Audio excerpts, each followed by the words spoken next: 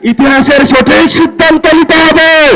তারেক রহমানের সাথে ভবিষ্যৎ নাই, ভবিষ্যৎ বাংলাদেশের জনগণের। তারেক রহমান ক্ষমতায় থাকবে না, পতন শুরু হয়ে গিয়েছে। এখন তারেক রহমান হলো পিস্তল তাক করবে। আমরাও বলি 1400 লোক গেছে, বুকে গুলি চালান, সমস্যা নাই, তবে আমাদেরকে কোনো পর টাকা দিয়ে কিনতে পারবেন না। আজকে তোমাদেরকে বলবো, কই তোমরা আজকে কোথায় গুপ্ত হয়ে গিয়েছ? আজকে যে রাজপথে দেখা যাচ্ছে না, বাসায় কি ঘুমিয়ে আছো নাকি পালিয়ে গিয়েছ? পালানোর জায়গা পাবেন না। হবিগঞ্জে আমরা চিকিৎসা নিতে পারি নাই, সেখানে হসপিটালে গিয়ে তারা আক্রমণ করেছে। ঢাকাতেও গিয়ে তারা হসপিটালে অ্যাটাক করেছে, সেখানে চিকিৎসা নিতে দেয় নাই।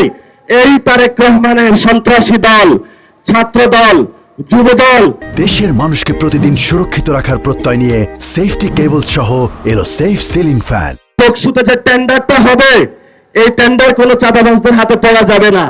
যখনই এই কথা বলা হয়েছে, ওরা রামদা, চাপাতি, হক স্টিক দিয়ে সর্বসম্মিলিত ঢাকায় আর যারা সন্ত্রাসী গোষ্ঠী আছে, একটা শিক্ষা প্রতিষ্ঠানে তারা আক্রমণ করেছে।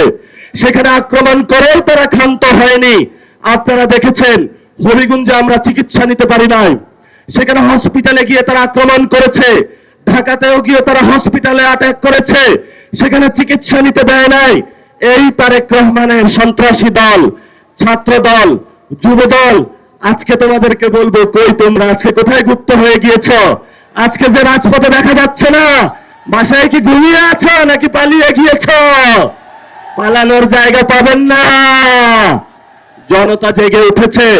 ইনশাআল্লাহ ভবিষ্যৎ বাংলাদেশে আমাদের একটি শপথ নিতে হবে।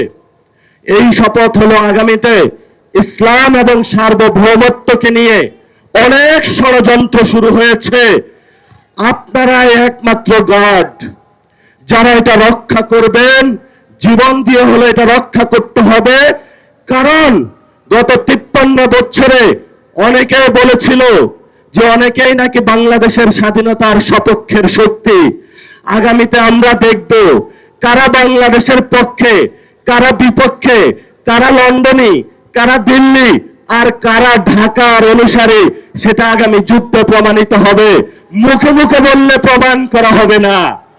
আমি হেফাজতে ইসলামের ভাইদের একটু উদ্দেশ্য করে বলবো, লড়াইটা এখন বাংলাদেশের সংস্কারের লড়াই। লড়াইটা এখন গণভোটের রায় বাস্তবায়নের লড়াই। লড়াইটা হলো শহীদদের বিচারের লড়াই। আপনারা আসুন, এই লড়াইতে আসুন। আমরা আর কোনো দ্বিধাবিভক্তি চাই না। কারণ বাংলাদেশের মানুষ, এখন বলা হয়ে থাকে মেয়ারে হক, আমি তো মানি সাহাবায়ে কেরাম সত্যের মাপকাঠি।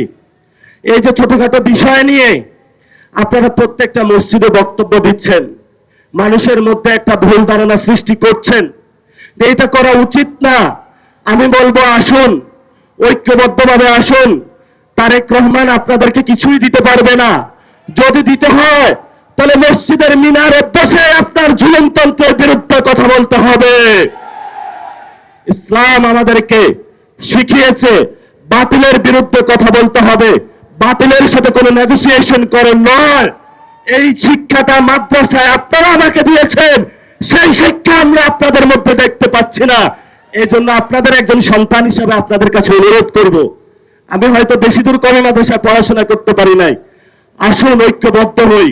5 তারিখে যেইভাবে চরমনায় হুজুর থেকে শুরু করে 24-এ হেফাজতি বাইরা থেকে শুরু করে কোনো পরিচয় ছিল না, সবাই আমরা রাজপথে ঐক্যবদ্ধভাবে শহীদদের সাথে ছিলাম, আহতদের সাথে ছিলাম, বাংলাদেশের সংস্কারের জন্য ছিলাম। সেই জায়গাটা 2 বছরের পরে আজকেও আপনাদের কাছে আহ্বান রাখলাম।